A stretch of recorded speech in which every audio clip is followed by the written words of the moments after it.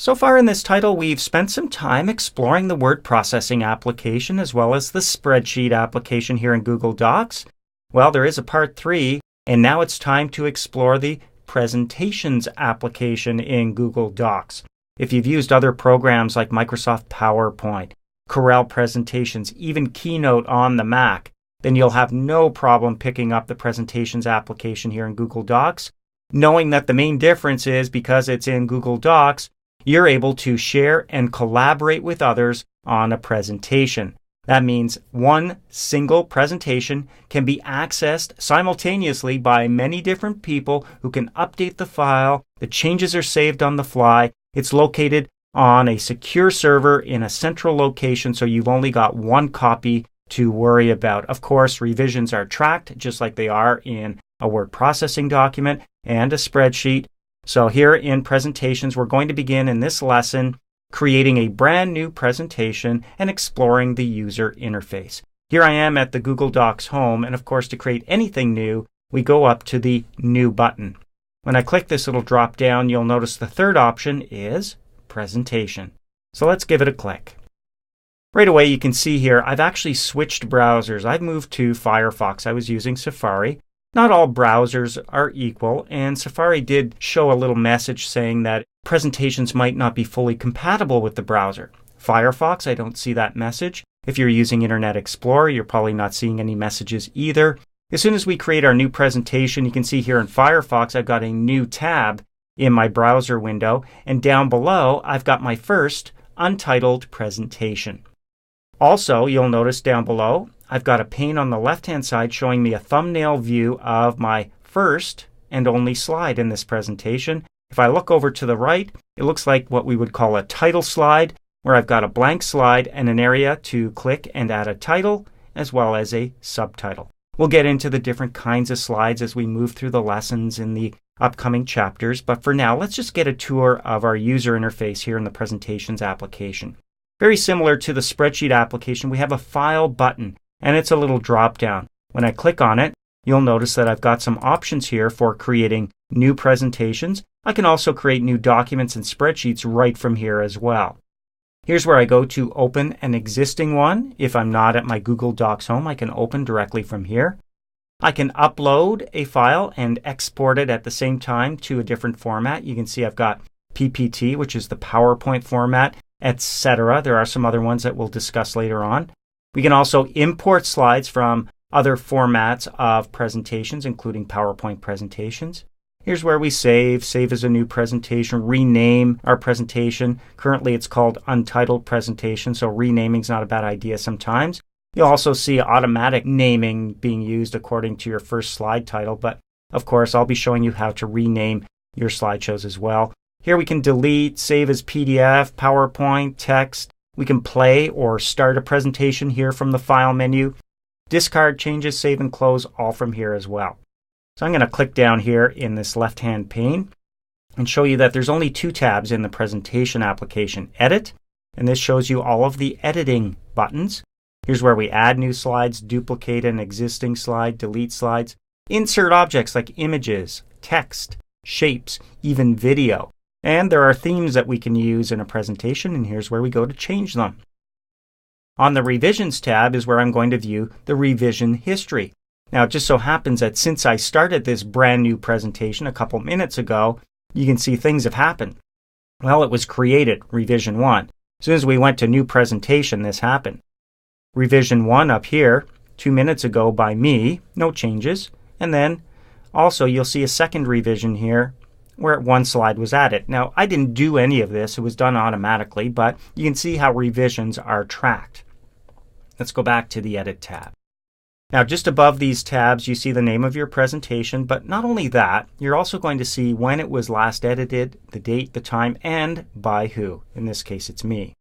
Up here, there's my login or username.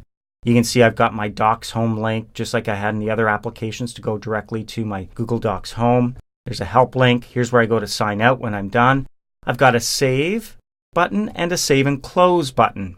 The difference is Save will keep my presentation open and just update the changes. Save and Close saves my changes but closes up the presentation and will return me to my Google Docs home. In other words, close up this tab. We can also discard changes, so if we make changes that we don't want to keep, we can discard them with a click of a button. Down below, a shortcut to starting a presentation. We saw this on the File menu.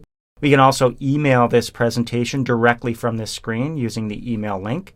And there's our tabs for sharing with collaborators and viewers, as well as publishing to the web. We'll get into those later on as well. Now, just below our toolbar, you're going to notice here I've got a toolbar for the actual slide in my presentation.